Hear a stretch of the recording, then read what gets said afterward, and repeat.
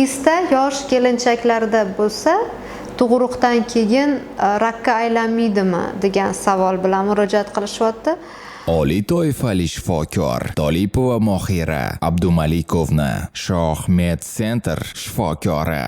Videoda reklama yo'qligi uchun like tugmasini bosib qo'yishni unutmang. Agarda kanalimizda yangi bo'lsangiz, podpisatsiya hamda qo'ng'iroqcha tugmasi ham yodingizdan chiqmasin.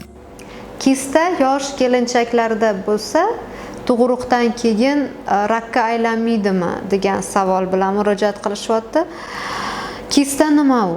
Kistani mingdan ortiq turlari bor. Eng ko'p uchraydigani bu gormonal o'zgarishlar natijasida kelib chiqadigan kista hisoblanadi. Follikulyarniy kista estrogen miqdorini oshib ketishi va progesteron miqdorini kamayishi natijasida yuzaga keladi.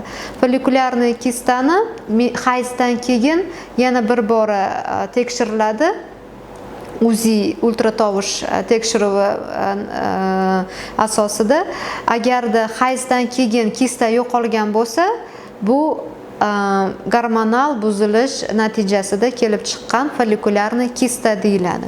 Agarda hayzdan keyin bu kista razmeri yanada kattalashgan bo'lsa va razmerlari shu holatda saqlanib turgan bo'lsa, bu kista endometrioidniy yoki dermoidniy kista hisoblanishi mumkin. Buni albatta laparoskopik operatsiyasi yordamida yoki bo'lmasa laparotomiya operatsiyasi yordamida olib tashlash buyuriladi. Bu so'rilmaydigan kista hisoblanadi. Endometrioidniy, dermoidniy kistalar обязательно operatsiya yordamida olib tashlanadi.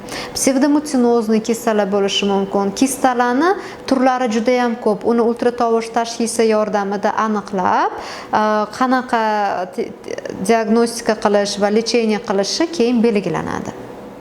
Kistani agarda yoshi katta 50 dan oshgan ayollarda hayz sikli to'xtagan, lekin kista paydo bo'lib qolgan ayollarda agarda kuzatsak, bu 50, 60, 70% gacha malignizatsiya berib rakka aylanib ketishi mumkin.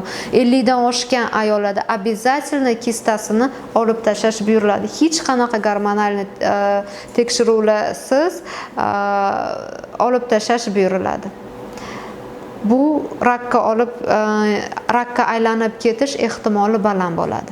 Videoda reklama yo'qligi uchun like tugmasini bosib qo'yishni unutmang. Agarda kanalimizda yangi bo'lsangiz, podpisatsiya hamda qo'ng'iroqcha tugmasi ham yodingizdan chiqmasin.